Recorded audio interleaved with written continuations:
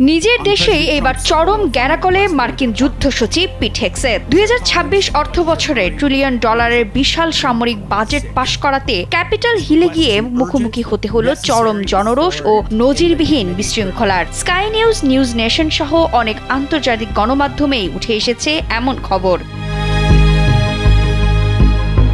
Iran ও ফিলিস্তিন ইস্যুতে Trump প্রশাসনের নীতি নিয়ে যখন কথা বলতে শুরু করেন হেগসেথ, ঠিক তখনই সভাকক্ষে গর্জে ওঠেন যুদ্ধবিরোধী বিক্ষোভকারীরা। সচিবের মুখের উপরই একে একে ছিটকে আসে কড়া সব অভিযোগ। ইরানের মানুষের উপর এই বেআইনি যুদ্ধ বন্ধ করুন, 17 জন আমেরিকান সৈন্যের রক্ত লেগে আছে আপনার হাতে। 5+ স্টার রেটিং প্রাপ্ত দেশের সর্বোচ্চ বিদ্যুৎ সাশ্রয়ী ওয়ালটন এসি স্মার্ট কমফোর্ট এখন নেক্সট লেভেলে, সমস্বরে বলে উঠলেন বিক্ষোভকারীরা।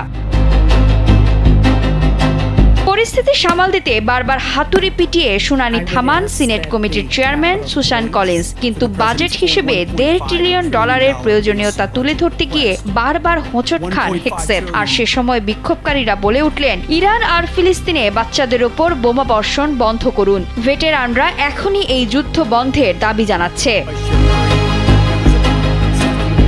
এমন পরিস্থিতিতে দেখা যায় ক্যাপিটাল পুলিশ বিক্ষোভকারীদের টেনে হিঁচড়ে সভাকক্ষ থেকে বের করে দিচ্ছে, আর মাইক্রোফোনের সামনে বসে অস্বস্তিতে ঘাম মুছছেন হেগসেথ। অবশেষে ক্যাপিটাল পুলিশ এসে জোরপূর্বক বিক্ষোভকারীদের বের করে দিলে পুনরায় শুরু হয় শুনানি। তবে নীতি নির্ধারণের মূল মঞ্চেই নিজ দেশের নাগরিকদের এমন মুখোমুখি প্রতিবাদে বেশ অস্বস্তিতেই পড়তে হলো বাইডেন পরবর্তী ট্রাম্প প্রশাসনের এই যুদ্ধ সচিবকে। বিথি দাস, কালবেলা।